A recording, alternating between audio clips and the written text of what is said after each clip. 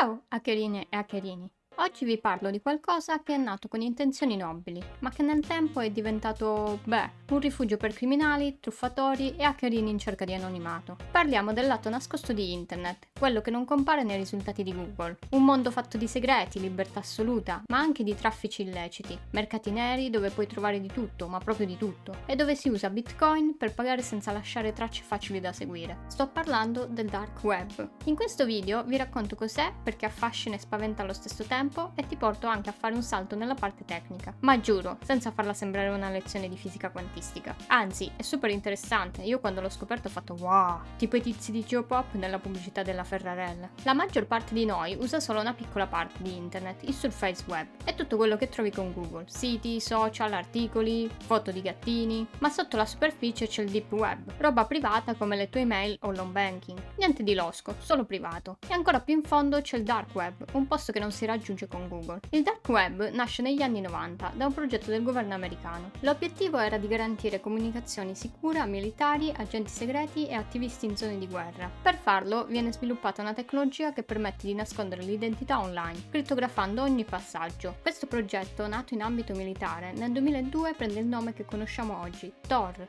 The Onion Router. Ora ti starai chiedendo, Onion? Cipolla? Eh sì, proprio cipolla, non è uno scherzo. Il motivo è semplice, i dati vengono avvolti in strati di crittografia, uno sopra l'altro, proprio come una cipolla. Giusto per essere pignoli e rompere le scatole, quando si parla di Tor si parla di darknet, non di dark web, perché in pratica la darknet è la rete. E il dark web sono i contenuti, cioè i siti veri e propri, accessibili tramite quella rete. Un po' come internet, che è la rete che ospita tutti i siti dei gattini. Ma comunque, Tor funziona con un browser tutto suo, si chiama Tor Browser. Nome super creativo, lo so. È come un pass speciale per entrare in una parte nascosta di internet, quella che Google non riesce a trovare. Proprio per questo si chiama dark web, perché è lì che stanno nascosti. Sì, perché i siti nella rete Tor non compaiono nei motori di ricerca, non hanno nomi semplici tipo youtube.it, ma indirizzi apparentemente senza senso e lunghissimi che finiscono con .onion. E no, non ci arrivi per sbaglio tipo ops, volevo cercare una ricetta e sono finita in un mercato nero. Serve sapere esattamente dove andare. E serve il browser giusto, perché Chrome o Firefox nemmeno li vedono quei siti. Ma come spesso succede con la tecnologia, quello che nasce per proteggere può finire per essere usato per nascondere. Mercati neri, forum illegali, traffico di dati, tutto si sposta lì sotto, nell'ombra. Quello è il luogo dove si aggirano truffatori e hackerini. Lì puoi trovare praticamente qualsiasi cosa, che non vedresti nei negozi normali, compresi i nostri dati. E poi c'era lui, Silk Road, il mercato di tutto, chiuso dall'FBI nel 2013. Un vero Amazon del crimine. E magari ti stai chiedendo, ma se ci girano cose illegali, perché non lo chiudono e basta? Colpo di scena. Il dark web non è solo questo, è anche un rifugio per chi vuole comunicare senza censura, giornalisti in paesi autoritari, attivisti, oppositori politici e anche per investigatori, esperti di sicurezza e ricercatori. Per molti è l'unico modo sicuro per parlare liberamente. Chiudere tutto significherebbe spegnere anche quella parte buona. Proprio grazie a queste reti anonime, negli ultimi anni sono stati condivisi documenti sensibili, in modo sicuro e anonimo, aiutando a portare alla luce informazioni importanti. Insomma, non è tutto bianco o nero, dipende da come lo usi. Ora però chiariamo una cosa, usare il dark web non è illegale, ma può essere molto rischioso, perché lì in mezzo puoi trovare siti truffa, virus travestiti da forum innocui e link che sembrano scritti sbattendo la faccia sulla tastiera. E se pensi, vabbè, tanto sono anonimo, solo fino ad un certo punto. Tipo, entri su Tor, tutto bene, poi accedi a Facebook con la tua vera email. È come andare ad una festa in maschera e gridare "Oh raga, sono Marco Rossi, complimenti per l'anonimato". E poi c'è il rischio tecnico, non sai se quel sito a cui ti colleghi è vero o è un'esca. Alcuni siti sono finti e messi lì apposta per raccogliere dati sensibili. E in casi specifici, anche le forze dell'ordine sono riuscite a rintracciare utenti Tor usando tecniche avanzate. Per dire, nel 2024 la polizia tedesca ha identificato utenti Tor utilizzando una di queste tecniche. Quindi sì, l'anonimato è una protezione, ma se non sai cosa stai facendo può diventare un bel rischio. Infatti, non sempre è chiaro dove porta un link. Sul web normale vedi google.it e sai cosa aspettarti. Nel dark web ti arriva una roba tipo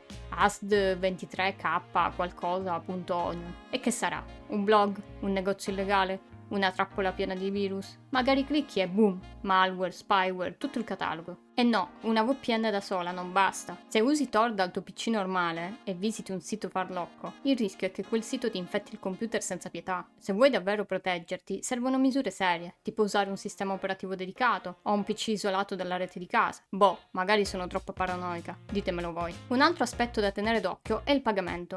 Nel dark web non si usano carte di credito o PayPal, ma soprattutto Bitcoin e altre criptovalute. Perché? Perché le transazioni in criptovalute sono molto più difficili da tracciare rispetto ai pagamenti tradizionali. Questo dà un livello extra di anonimato, sia a chi compra che a chi vende. Se vuoi comprare qualcosa, un prodotto o un servizio, senza lasciare tracce facili da seguire, Bitcoin è spesso la valuta preferita. Però occhio, le transazioni sono irreversibili. Se ti fregano, addio soldi, non c'è modo di riavere nulla. Quindi sì, Bitcoin dà un certo anonimato, ma il tuo parrucchiere di fiducia non accetta i Bitcoin come pagamento. Per usarli davvero, devi convertirli in euro o un'altra valuta normale, tramite servizi ufficiali. E lì, per legge, ti chiedono documenti e dati personali. Insomma, possono risalire a te. Quindi le criptovalute sono un pezzo importante del dark web, ma non sono una bacchetta magica per l'anonimato totale. Tra l'altro, non sono rari i casi di piattaforme collegate al dark web che vengono smantellate dalle forze dell'ordine. Un caso clamoroso è Chip Mixer, chiuso a marzo 2023, un mixer di criptovalute, cioè un servizio che mescola i fondi di tanti utenti per rendere difficile tracciare origine e destinazione dei soldi. Le indagini hanno stimato che la piattaforma potrebbe aver riciclato circa 152.000 bitcoin, per un valore di circa 2,73 miliardi di euro. Gran parte di questi fondi proveniva da mercati del dark web, ransomware, traffico di beni illeciti e criptovalute rubate. Ma ora andiamo alle cose croccanti, che a tutti noi hackerini piace. Il lato tecnico, ma giuro, niente mal di testa in arrivo, o almeno spero. Tor usa una rete formata da nodi, cioè computer di persone comuni in giro per il mondo che scelgono di mettere a disposizione il loro dispositivo per far parte della rete. La comunicazione tra questi nodi è sempre cifrata, quindi nessuno può leggere i dati che viaggiano. Per cifrarli si usano delle chiavi speciali basate su un sistema di chiave pubblica e privata. In parole molto semplici, si cifra il messaggio con la chiave pubblica del destinatario e solo lui, con la sua chiave privata, potrà decifrarlo. Se vuoi capire meglio come funziona questo sistema, puoi guardare il mio video su HTTPS, perché il meccanismo è molto simile a quello usato qui. Quando usi Tor per connetterti ad un sito, il tuo computer non comunica direttamente con il server del sito, cioè quel computer in qualche parte del mondo che ospita il sito e risponde alle tue richieste. Tor crea invece un percorso composto da almeno 3 nodi volontari. Il nodo d'ingresso, cioè il primo portone da cui entri nella rete Tor, il nodo di mezzo, che è il passaggio intermedio, una specie di ponte, e il nodo di uscita, l'ultimo nodo che parla direttamente con il sito vero e proprio. Ma proprio perché ci sono questi 3 nodi, il nodo d'ingresso conosce il tuo indirizzo IP, cioè chi sei, ma non sa dove stai andando, perché riceve solo la tua richiesta iniziale. Il nodo di mezzo fa solo da passaggio, senza sapere né chi sei né dove vai, ed il nodo di uscita sa dove stai andando ma non sa chi sei, perché vede solo il nodo precedente e non l'inizio del percorso. Nessuno quindi conosce l'intero percorso e proprio questo protegge la tua privacy. Ogni nodo rimuove uno strato di cifratura, quindi da 3 nodi derivano 3 strati di cifratura, proprio come gli strati di una cipolla. Quando tu mandi il messaggio lo cifri 3 volte e poi il nodo d'ingresso toglie il primo strato di cifratura e passa il messaggio al nodo di mezzo. Il nodo di mezzo toglie il secondo strato e passa il messaggio al nodo di uscita e il nodo di uscita toglie l'ultimo strato e manda la richiesta al sito finale. Così ogni nodo vede solo ciò che gli serve, niente di più. Quando il sito risponde, il messaggio torna indietro lungo lo stesso percorso, venendo cifrato ad ogni passaggio e solo tu all'inizio puoi decifrare la risposta.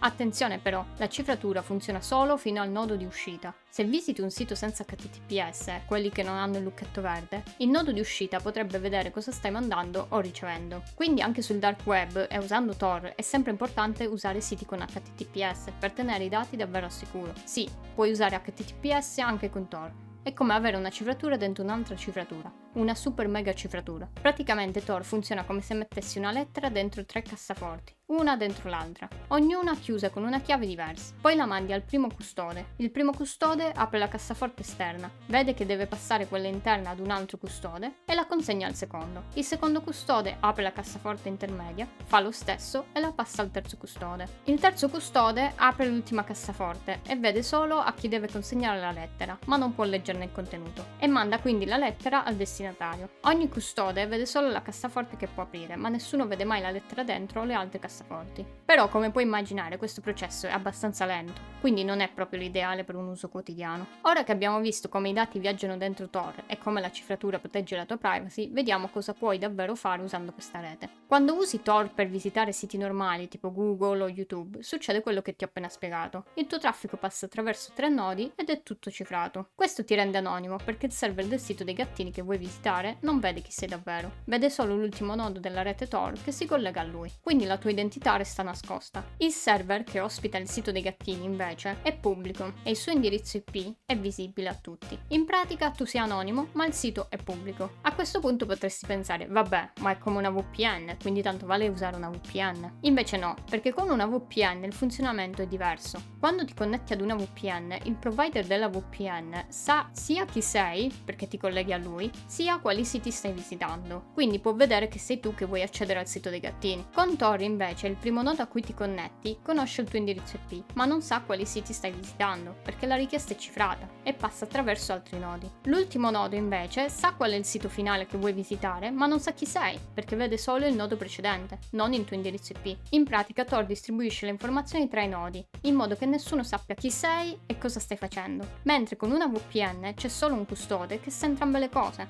Poi però ci sono i famosi siti .onion, che stanno nell'ombra, nascosti, ed è proprio per questo che non possono essere chiusi facilmente. Nessuno conosce il loro indirizzo IP e senza quello sarebbe complicato trovarli. Per renderli così anonimi e nascosti però viene usato un meccanismo particolare nella rete Tor. Lo so, questo ti farà scappare, ma giuro che l'ho semplificato il più possibile. Qui il tuo computer e il server che ospita il sito .onion si collegano tramite quello che si chiama un rendezvous point, cioè un punto d'incontro, giusto per mettere un po' di francese, che è anonimo, praticamente un nodo della rete Tor che fa da mediatore, mettendo in contatto computer e server senza rivelare la loro identità o posizione. Né il client, cioè tu, né il server conoscono direttamente l'indirizzo IP dell'altro, perché entrambi si collegano al rendezvous point attraverso percorsi cifrati che passano per altri nodi Tor, con il solito meccanismo che ti ho spiegato. In generale, quando un sito nascosto, che chiameremo Bob così non impazziamo, vuole farsi trovare nella rete Tor, fa una cosa ben precisa. Sceglie 3 introduction point, cioè nodi Tor che fungeranno da intermediari per lui. Non contengono il sito, né lo conoscono davvero, sanno solo come far arrivare i messaggi a Bob. Una specie di segreteria anonima che dice: ehi, se vuoi parlare con Bob, passa da me. Ma attenzione, anche per collegarsi a questi introduction point, Bob usa la rete Tor, quindi per ognuno di essi crea un percorso di 3 nodi, così nessuno può sapere dove è davvero. Poi pubblica la lista degli introduction point con altre informazioni su una specie di registro della rete Tor, in modo che siano accessibili a chiunque voglia raggiungerlo, ma sempre all'interno della rete Tor. Adesso entri in gioco tu, ti chiameremo Alice, e vuoi visitare il sito nascosto. Il tuo computer crea un percorso come al solito, passando per 3 nodi. L'ultimo nodo di questo percorso è il rendezvous point, scelto da te. Quindi sono 2 nodi più il rendezvous point. Poi mandi un messaggio ad uno degli introduction point di Bob, dicendo in pratica: ehi, io sono qui, se Bob vuole parlarmi ci troviamo a questo rendezvous point. Quando Bob riceve il messaggio, costruisce anche lui un percorso, sempre di 3 nodi, per raggiungere il rendezvous point. Quindi Bob non si espone mai, anche il messaggio che manda indietro viaggia nello stesso percorso di nodi Tor. Una volta che entrambi sono collegati al rendezvous point, ognuno con il proprio percorso, la comunicazione può iniziare, tutto cifrato, tutto anonimo. Quindi in tutto ci sono 6 nodi tra Alice e Bob, cioè tra te e il server nascosto. 6 passaggi cifrati, ognuno attraverso nodi diversi, ognuno ignaro dell'intero percorso. Questo perché il rendezvous point vede solo i nodi immediatamente collegati a lui, ma non può risalire né all'origine, cioè a te, né alla destinazione finale, cioè il server nascosto. Capisci perché è così difficile rintracciare un servizio nascosto? Ogni pezzo del puzzle conosce solo una minuscola parte del percorso. Nessuno ha la mappa completa. Così la connessione è completamente anonima e criptata, proteggendo la privacy di entrambi. In pratica è come se ti incontrassi con qualcuno in un vicolo buio e nascosto, dove lui non vede te e tu non vedi lui, e nessuno fuori dal vicolo può sapere che vi siete incontrati. Tutta questa struttura serve per proteggere sia chi ospita il sito, sia chi lo visita. Entrambi restano anonimi e nascosti, garantendo il massimo livello di privacy. Ovviamente ho semplificato un bel po' questo meccanismo, se no ci perdiamo nei dettagli tecnici e non ne usciamo più. Ma se ti incuriosisce questa parte, che è davvero affascinante, fammi sapere nei commenti. Potrei farci un video a parte, perché c'è molto altro da dire su come funzionano i percorsi tra client Client, Introduction Point e Rendezvous Point. Il dark web è un mondo tutto suo, pieno di cose interessanti ma anche di insidie. Non è un parco giochi o un posto dove ficcanasare senza pensarci, ma è uno strumento che va usato con un po' di testa e attenzione. E adesso domanda seria, perché vuoi entrare nel dark web? Solo curiosità? Per esplorare? Ok, ma con la stessa cura con cui entreresti in una zona pericolosa della città. Occhi aperti, niente informazioni personali e soprattutto niente ciao sono Marco Rossi. Se ti è piaciuto il video lascia un like e iscriviti al canale per altri contenuti sul magico mondo della cybersecurity. Ciao, alla prossima!